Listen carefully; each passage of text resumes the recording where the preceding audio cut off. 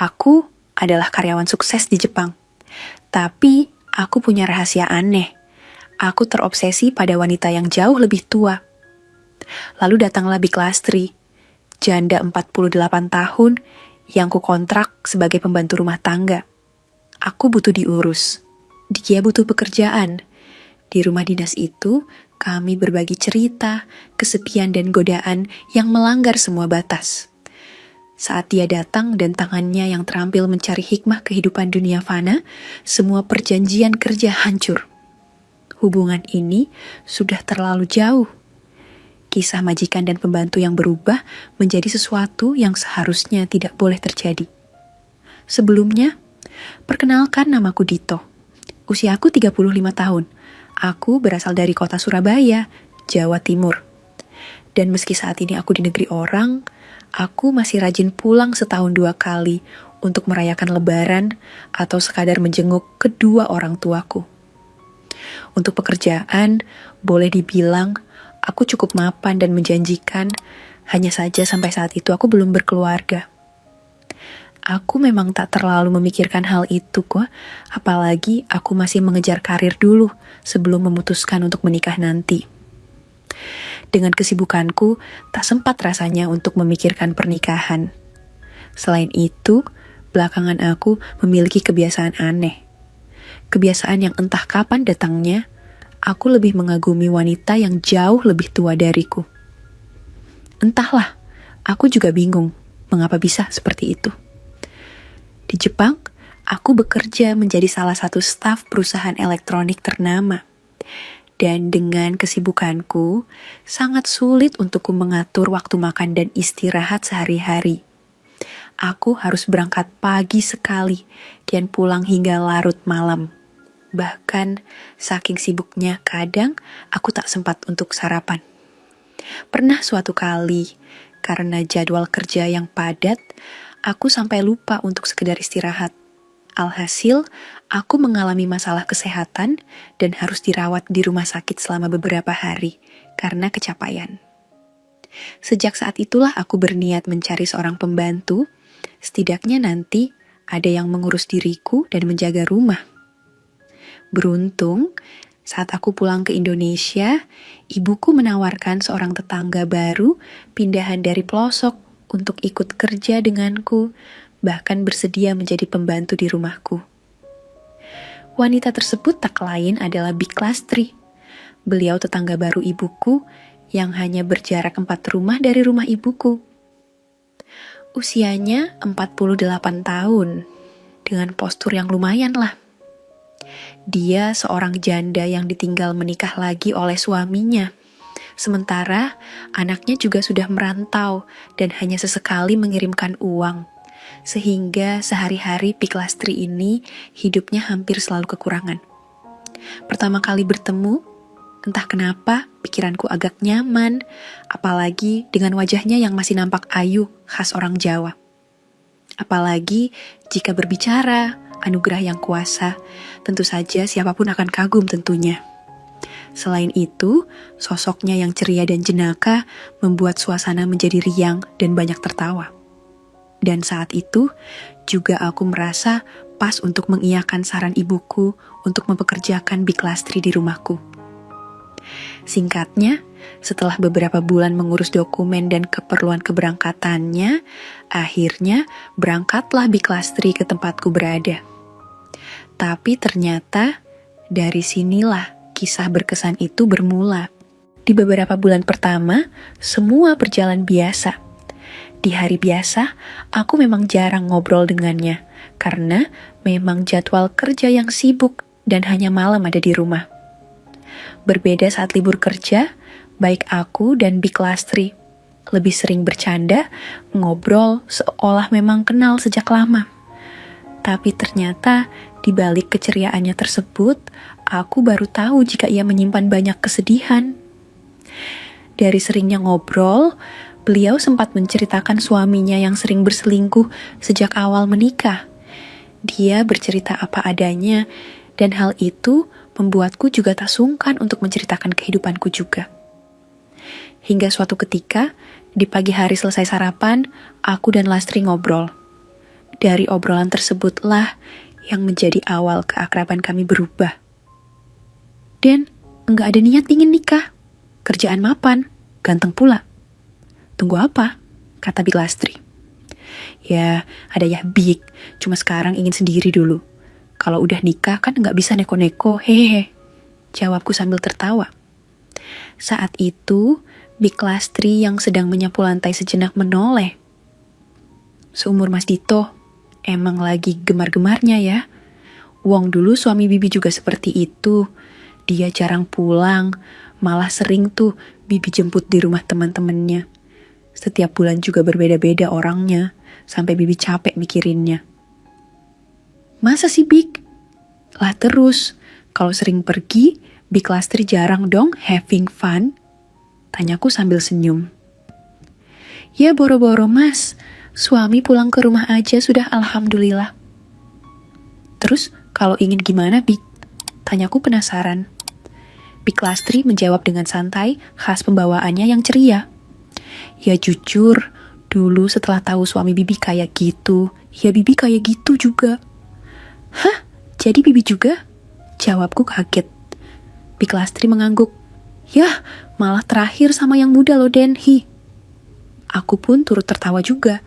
Padahal pikiranku mulai piknik keluar kota. Aden sendiri kalau lagi pengen gimana? Kan gak ada pasangan tuh. Ya senam mandiri aja Big. Lagian saya juga sibuk. Jadi gak ada waktu mikirinnya. Jawabku beralasan. Gak baik loh seperti itu Den. Bisa-bisa nanti malah gak minat sama pasangannya. Dia tak menyadari jika jantungku dak-dik-duk dan hanya ikut tertawa canggung.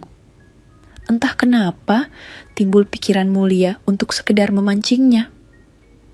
Kalau di sini susah dapat pasangannya Big. Tiap hari Dito cuma ketemu sama Bibi aja. Apa Bibi aja yang... Aku tak melanjutkan kata-kata ingin dengar bagaimana tanggapannya. Dan Dito genit ya. Bibi kan sudah tua. Enggak jadi masalah sih, hihi. Ujarku lalu beranjak mengambil tas hendak berangkat ke kantor. Sementara Big Lastri malah senyum-senyum sendiri dengan perkataanku.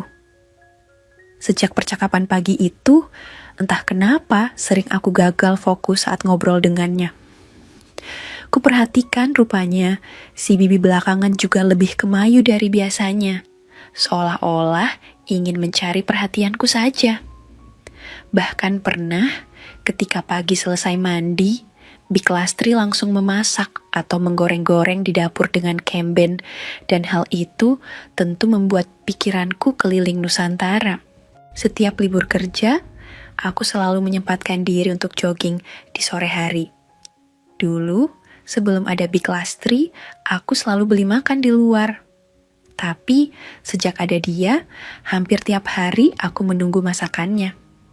Seperti sore itu, sepulang dari jogging, nampak Big Lastri baru saja meletakkan masakan sayur tewel favoritku. Dan dengan segera, aku mengambil piring, lalu bersiap untuk sarapan. Bibi gak makan? Tanyaku. Sudah makan tadi Mas, Bibi mandi dulu ya. Big Lastri kemudian beranjak menuju ruangannya. Sementara aku melanjutkan sarapan. Saat makan, mendadak mataku tertuju pada Big Lastri yang sepertinya sengaja berjalan dengan kemben menuju kamar mandi. Dan herannya, ia sempat menoleh ke arahku seolah memberi isyarat sunyi.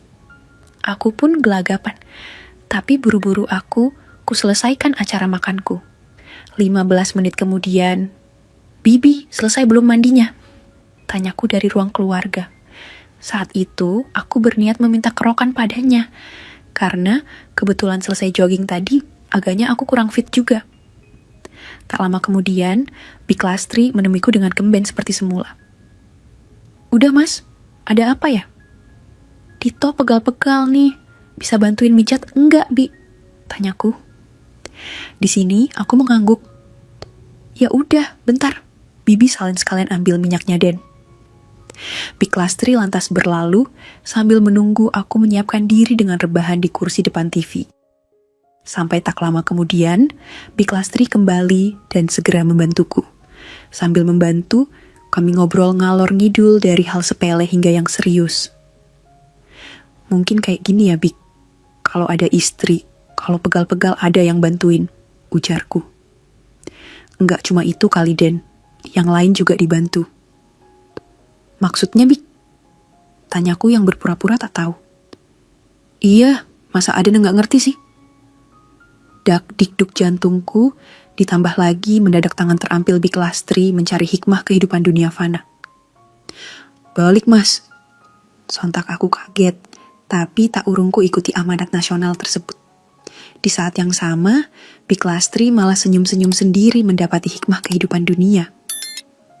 Hormat lo, Den, ujarnya, sementara aku salah tingkah dan berusaha biasa saja.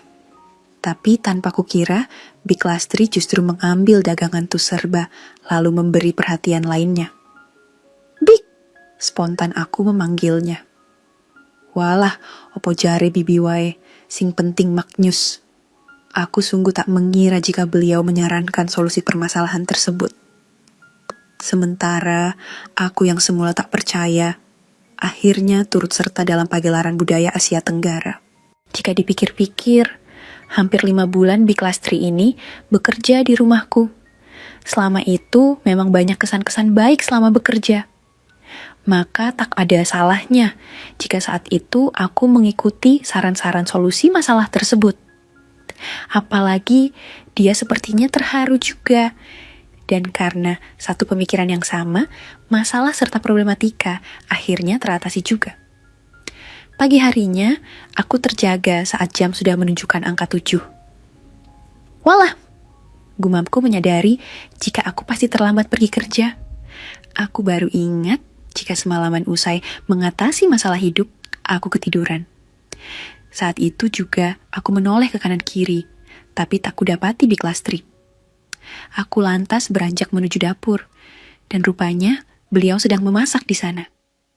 Dari aromanya, sepertinya Bik Lastri memasak nasi goreng untuk sarapan pagi. Aden, Bibi masakin nasi goreng nih. Aku melangkah ke arahnya. Dito kok enggak dipanggil tadi, Bik? Tanyaku. Bibi enggak tega manggilnya Den. Lagi pula libur kerja sehari kan enggak ada salahnya. Aku terdiam sejenak. Kerja sama Bibi aja maksudnya Den, hihi. Ujarnya sambil mengedipkan mata. Aku yang paham dengan ucapan tersebut pun ikut tersenyum juga. Dan seperti itulah kisah yang kulalui selama bekerja di Jepang. Saat ini pun aku masih berada di sana. Tapi bedanya aku tak lagi sendiri. Aku sudah menikah dan Bik Lastri lah istriku. Kisah Dito dan Bik Lastri mengajarkan kita bahwa takdir cinta seringkali tidak melihat gelar, status sosial, atau bahkan perbedaan usia. Dito, seorang pria mapan di negeri orang, justru menemukan kebahagiaannya pada sosok Bik Lastri yang datang sebagai pembantu, tetapi kemudian menjadi pasangan hidupnya. Pesan moral yang bisa kita petik dari ini adalah, cinta sejati adalah tentang menemukan kenyamanan dan koneksi mendalam dengan seseorang yang mampu mengisi kekosongan, bukan hanya memenuhi kriteria di atas kertas. Dito mencari pengurus rumah, tetapi ia menemukan pasangan jiwa yang berani menyelesaikan masalah hidup bersamanya. Bagaimana menurutmu? Apakah status pekerjaan harus menjadi penghalang dalam urusan hati? Tulis pendapatmu di kolom komentar di bawah. Jangan lewatkan kisah-kisah romansa tak terduga lainnya yang membuktikan bahwa cinta nyata itu ada di mana saja. Dan jangan lupa subscribe channel Romansa Nyata agar kamu tidak ketinggalan kisah-kisah penuh makna dan keberanian seperti ini.